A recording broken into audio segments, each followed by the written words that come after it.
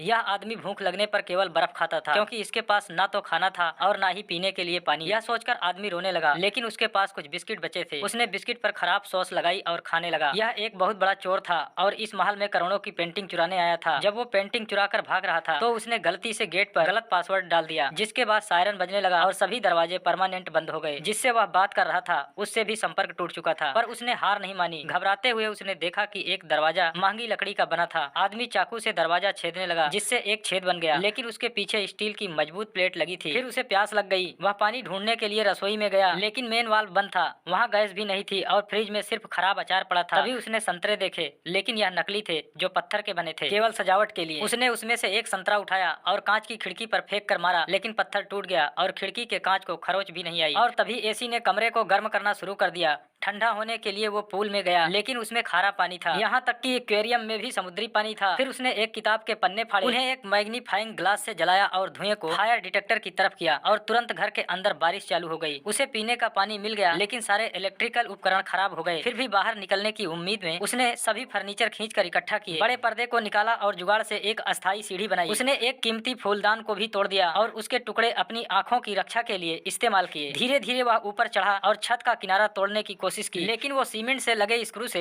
मजबूती से जुड़ा हुआ था। उसने लकड़ी से औजार बनाए और एक एक करके स्क्रू खोलने शुरू किए। अंत में जब सारे बोर्ड हटा दिए गए तो उसने आखिरी स्क्रू निकाला। उसने दीवार पर एक संदेश लिखा, सीढ़ी पर चढ़ा और आखिर में आदमी वहाँ से बाहर निकल गया।